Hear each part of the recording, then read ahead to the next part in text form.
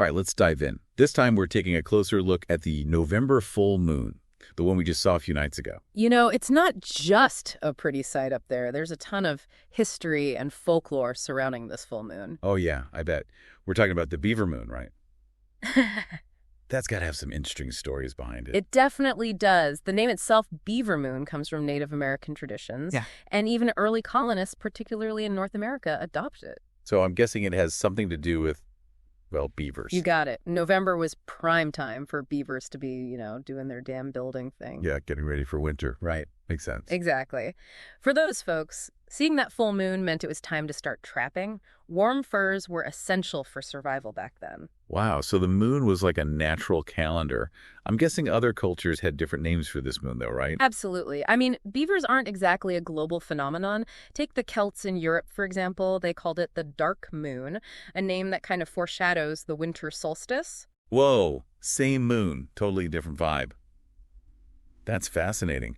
I'm already seeing how much more there is to this than just, oh, look, a full moon. Oh, there's so much more to uncover. And, it's not just ancient history either. Think about events like Chinese lunar festivals, which often occur around this time of year. Right. It just goes to show how important the moon has been to cultures all over the world. For sure. It's a universal fascination that spans across time and continents. Speaking of time, this year's beaver moon peaked on November 15th at around 5:27 p.m. Eastern Standard Time. Did anyone out there manage to catch a glimpse? I'm sure many did. And they might have even noticed the moon illusion. Oh yeah, the moon illusion. That's when it looks absolutely massive near the horizon, right? Like you could just reach out and touch it. Exactly. It's a pretty cool optical trick. Okay, wait. I've always wondered about this. Why does that happen? Is it just me? Or does the moon really look bigger when it's lower in the sky? It's not just you. There are a couple of theories floating around, but nothing definitive. One thought is that our brain compares the moon to things on the horizon, like trees or buildings. Oh, that makes sense. It's all about perspective, right? Right. Another theory suggests it's about how our eyes perceive distance when looking through a thicker layer of atmosphere near the horizon. It's like a naturally occurring visual effect. I love that. And to make things even more interesting, this year's beaver moon happened right in the middle of the torrid meteor shower. You're right. It was a great opportunity for skywatchers to see some shooting stars along with that bright moon. It's not every day you get that kind of celestial double feature. Okay, so I know this wasn't technically a supermoon, right? But does that make it any less special? Not at all. While the moon's orbit this time around meant it wasn't quite a supermoon, it was still incredibly bright, especially for anyone away from those city lights. That's so true. I feel like most people these days don't even realize how much light pollution affects what we see in the night sky. You're absolutely right. It really diminishes the experience. Okay, so we've talked about the history and the science behind the beaver moon, but what about the deeper meaning? Right. Full moons often have that kind of, mystical feel to them. They're associated with reflection, new beginnings, things like that. You're picking up on it. And the beaver moon specifically, it's all about preparation, just like those busy beavers getting their lodges ready. I like that. So it's not just about the beavers, it's a message for us too. Yeah. Get ready for what's coming, build a solid foundation, all that jazz. Exactly. Whether it's our career, relationships, or just our personal growth, it's a good time to focus on what truly matters and prepare for the metaphorical winter ahead. Think of it as building your own lodge for whatever challenges come your way. I'm into it. Okay, so how does the astrology of this moon tie into all of this? Well, this full moon happens to be in Taurus. Okay, and Taurus is? The bull.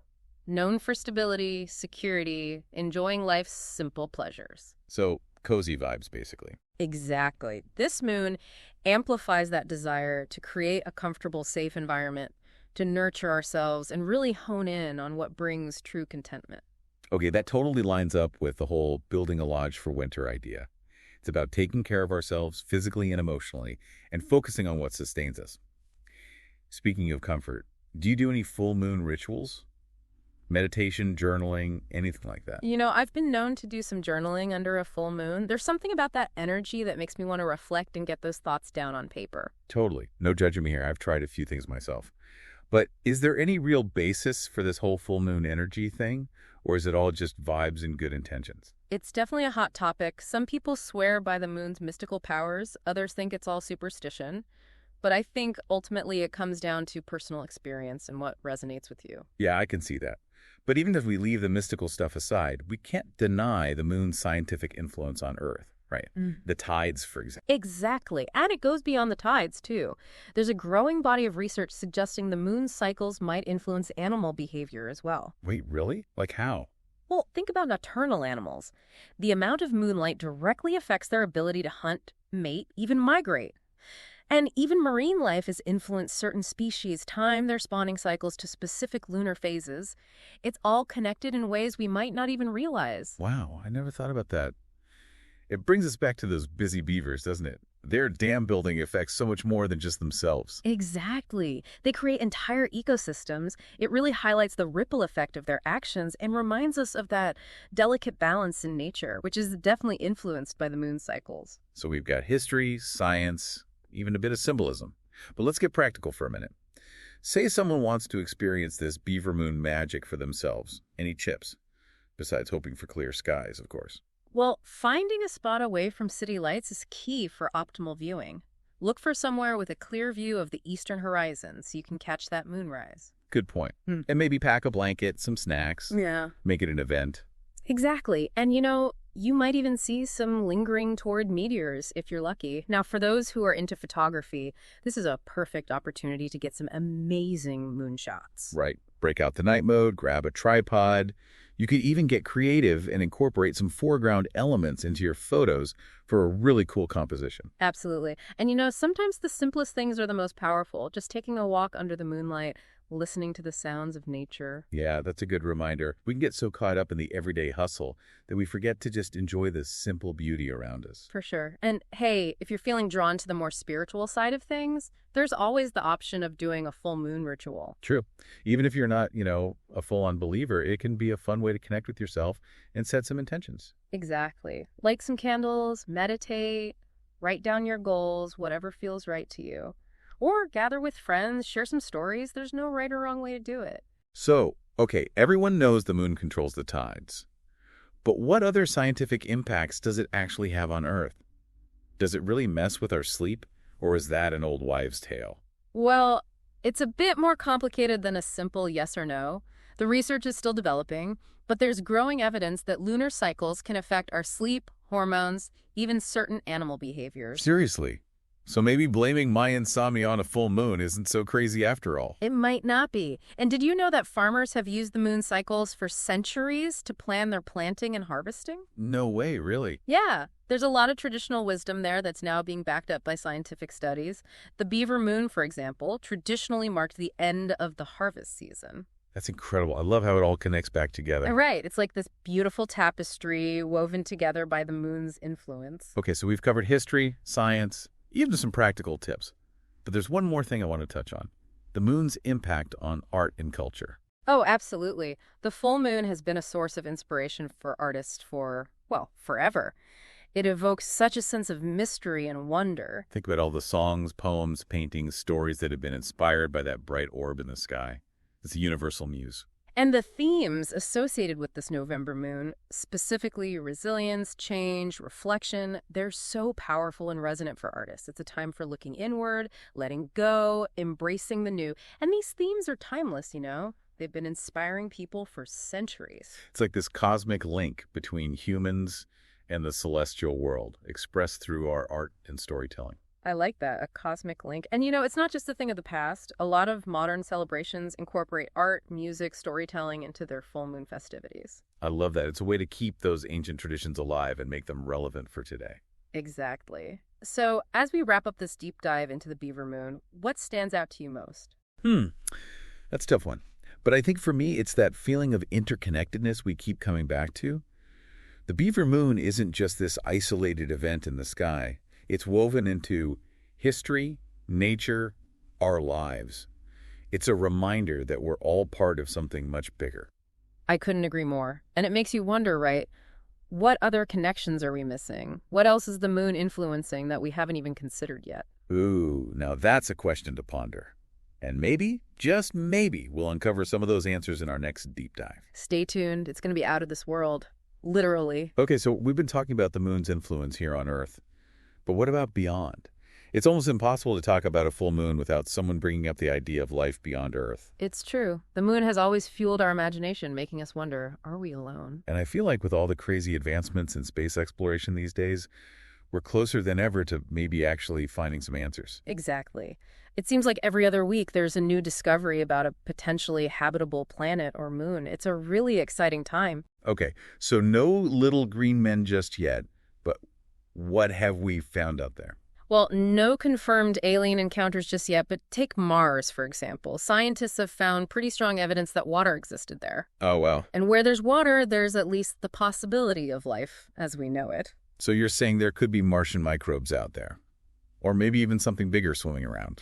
Well, microbial life is definitely a possibility, but even more intriguing are places like Europa and Enceladus. Those names sound familiar. They're moons orbiting Jupiter and Saturn. Oh, okay. And what's so special about them? They both have vast oceans, but get this, hidden beneath their icy surfaces. Wait, what? Oceans under ice? How is that even possible? It's mind-blowing, right? These moons are tidally heated, so basically the gravitational pull of their giant planets, it keeps the water liquid underneath all that ice. That is wild. So are you saying that these oceans could actually support life? Some scientists think so. They believe these hidden oceans could have the right conditions for life to evolve. So we're not just looking for Earth 2.0 anymore. We got to expand our search to these seemingly impossible places. Exactly. The more we learn about the universe, the more we realize how diverse life could actually be out there. It might not look anything like what we're used to. Okay, now I'm getting chills. Just imagine what it would mean if we actually discovered life beyond Earth. It would be huge. A paradigm shift for sure. Think about it. It would challenge everything we think we know about biology, evolution, maybe even philosophy and religion. You're right. It's pretty heavy stuff. But I think there's a connection here to what we were talking about earlier, with the beaver moon. Yeah, I see it. That whole preparing for a new phase, right? Exactly. Searching for life beyond Earth, that's us stepping into the unknown. We're preparing ourselves for a potential encounter with something truly extraordinary. I love that. It's like we're not just building our metaphorical lodge for winter. We're building it for a whole new era of discovery. And who knows what we'll find out there. The possibilities are limitless. Well, no. I don't know about you, but I'm feeling pretty inspired right now. Me too. It's exciting stuff. Okay, well, I think it's time to switch gears and bring this back down to earth for a bit.